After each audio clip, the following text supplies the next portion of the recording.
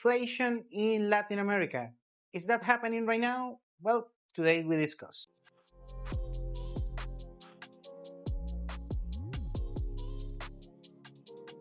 So today we're going to discuss if we are seeing a flation effect in Latin America. Well, the short answer is yes.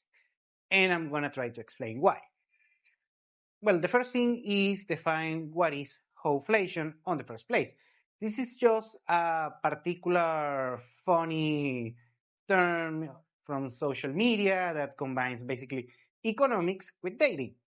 In the particular case of flation is basically inflation for dating. And so the definition will be the cost of dating. Now, the definition that you might see, online is that it will be that the work that you have to do as a man, you have to do like 20 times more work in order to date someone that is 5 times less than your grandmother cost your grandfather to do today, something like that. Okay. But anyway, so the main point is that the cost of dating for men. And inflation is a worldwide phenomenon. In the United States, probably the worst place regarding inflation is like, it's like Zimbabwe, it's like Weimar Republic for dating, the United States. Funny thing on that, but yeah, it's sad. And that's why United States probably has the worst dating market in the world. And the reason what happens is that usually, this is more psychology than economics, women have this particular psychological trait known as hypergamy. Hypergamy is the tendency that women have to choose mates on a higher socioeconomic status, but doesn't have to be just about money, could be about looks and so on. So basically, it's a Pareto principle. Most women only date a handful of men on the upper echelons of society, could be on physical looks, could be on money, on wealth, and so on. So we know this.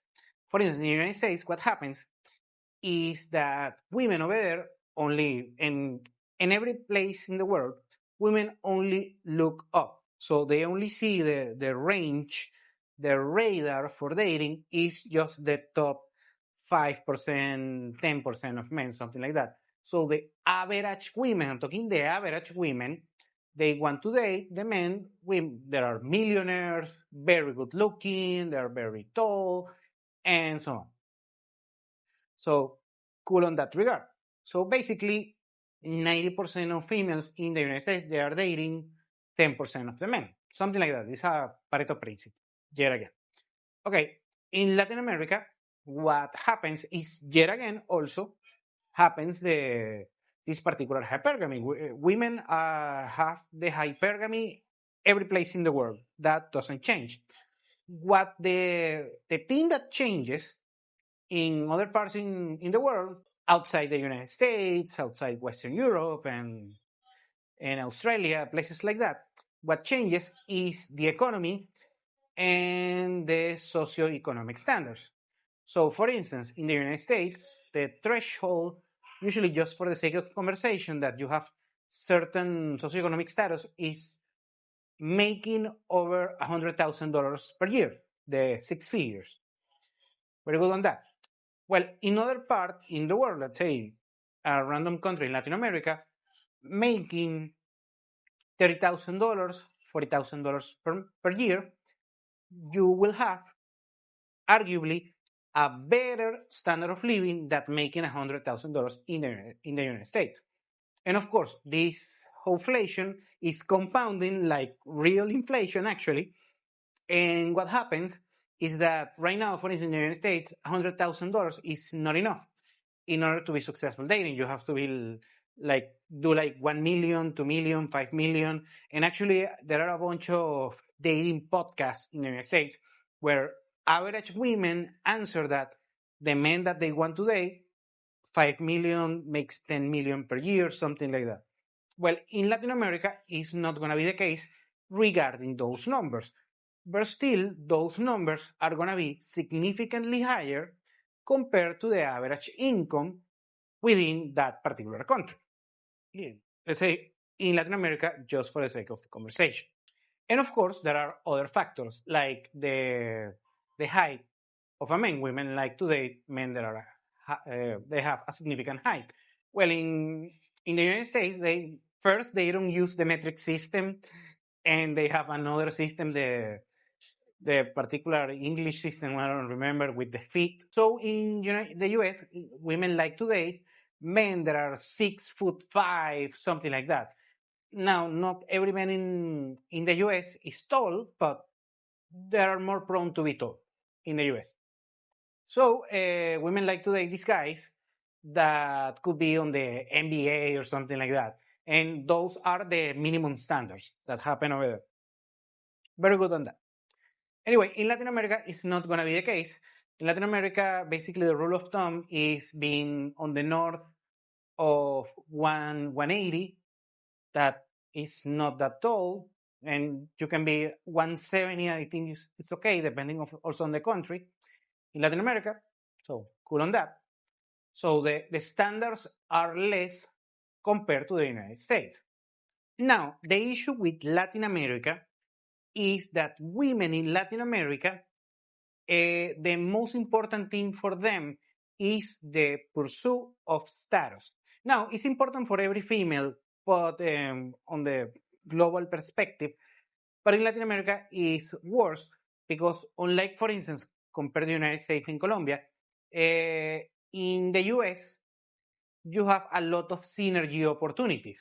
So making money, being financially successful is just a thing of doing the things right and being consistent.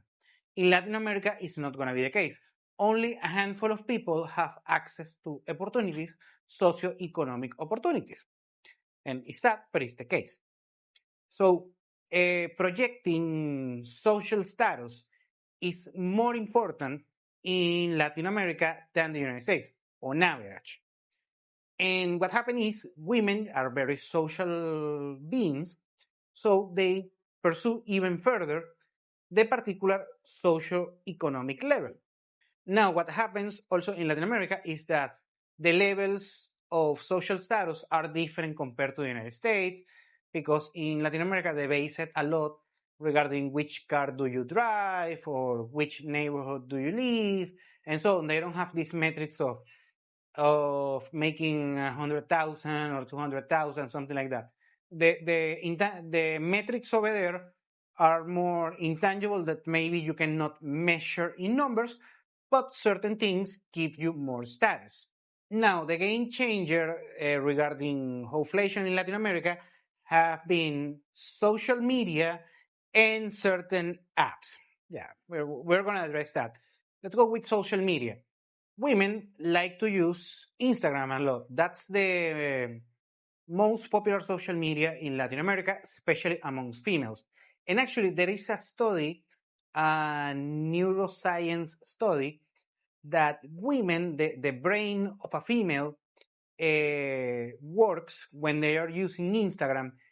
The reflection, the response of the brain is the same as a man when he uses cocaine. Yeah, that bad is the use of Instagram for females.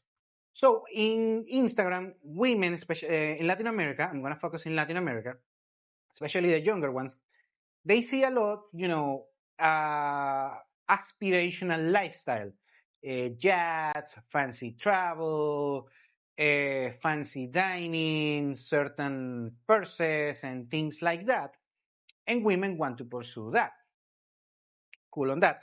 However, in Latin America, the average citizen is poorer compared to the United States. And even in the United States, of course, the average American doesn't live with a particular ostentatious lifestyle. Cool on that. That's only for the, let's say, the 10% of American citizens, and like less than 1% for Latin American citizens. Very good. So women pursue that because that's their north. They don't care that they are women making, on a low socioeconomic status, on an average socioeconomic status. In Latin America, they don't care about other men on an average socioeconomic status. They want the whole thing, that particular lifestyle they see in Instagram, and they want to replicate it on real life for themselves. The second issue why we have inflation in Latin America is thanks to particular apps like OF and similar things like that. And also you have something called Seeking Arrangements. That is basically a website for young women to date older men with important financial status. Now let's go again with the OF. Basically, this is a platform of digital sex work.